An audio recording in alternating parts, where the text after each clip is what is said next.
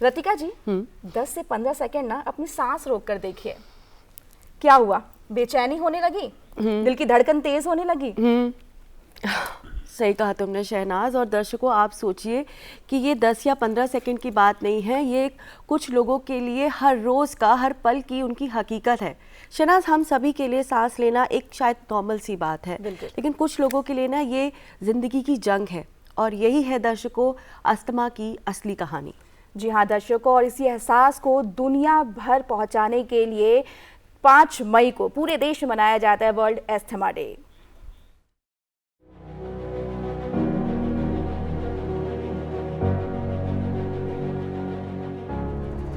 जब सांस लेना भी एक जंग बन जाए, जब हर सांस के लिए कोशिश करनी पड़े, तब समझ आता है जिंदगी कितनी कीमती है। इसी एहसास को दुनिया तक पहुंचाने के लिए हर साल 5 मई को पूरी दुनिया में मनाया जाता है वर्ल्ड एस्थमा डे। हर साल 5 मई को वर्ल्ड एस्थमा डे बनाया जाता है। There is a global initiative for asthma, GINA. इसने ये डिसाइड किया था कि वर्ल्ड ओवर, पूरे विश्व में 5 मई को हम एस्थमा के अवेयरनेस को स्प्रेड करने के लिए बनाएंगे। इस साल का वर्ल्ड एस्थमा डे थीम है to make inhaled corticosteroids accessible to all. जो एस्थमा को ट्रीट करने के लिए दवाई दी जाती है वो होती है इनहेल्ड कॉर्टिकोस्टेरॉइड। वो एक सांस की नली को, सूजन को दूर करने की दवाई है और बहुत आसानी से सांस की नली में दी जा सकती है इनहेलेशन के माध्यम से। वर्ल्ड एस्थमा डे एक ऐसा दिन जो हमें याद दिलाता है कि सांस सिर्फ एक क्रिया नहीं बल्कि जीवन की सबसे बड़ी ताकत है। सोचिए, हम दिन में हजारों बार सांस लेते हैं, बिना सोचे, बिना रुके। अगर आपको एस्थमा की दिक्कत है तो आपके ऐसे लक्षण आएंगे। थोड़ी बहुत खांसी होगी, थोड़ा चेस्ट डिस्कम्फर्ट होगा, चेस्ट में थोड़ा टाइटनेस लगेगा, और जब आप सांस लेने की कोशिश करेंगे तो एक साई साई की आवाज़ आएगी, ऐसी आवाज़ आती है। ऐसा हो आप तुरंत अपने डॉक्टर से परामर्श करिए। वो आपको इसका एक टेस्ट करके ये बता सकेंगे कि आपको एस्थमा की दिक्कत है या नहीं, और अगर है तो इसका बड़े आराम से इलाज किया जा सकता है। जिन लोगों को अस्थमा होता है उनके लिए यही सांस एक चुनौती बन जाती है।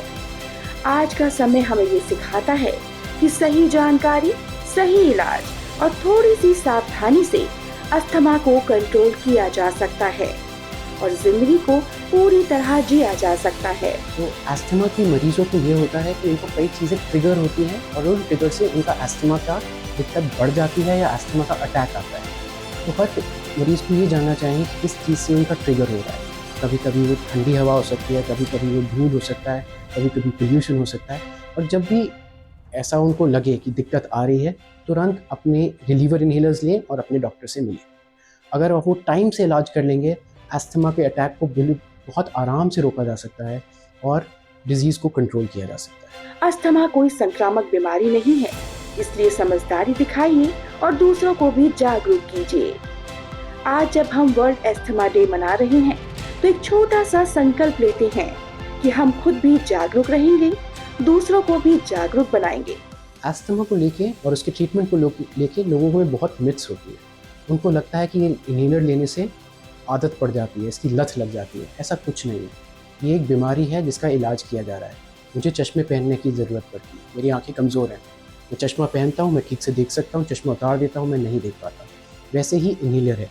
आप इनहेलर लेंगे, सांस की नली की सूजन दूर हो जाएगी। आप उसको छोड़ोगे तो वापस भी आ जाएगी। अगर आप उसको नियमित तौर से लेते रहेंगे, आपकी सांस की नली की सूजन पूरी तरह ख़त्म हो जाती है, आपको ये अटैक्स नहीं पड़ते। इसलिए इनहेलर लेना बहुत ज़रूरी है।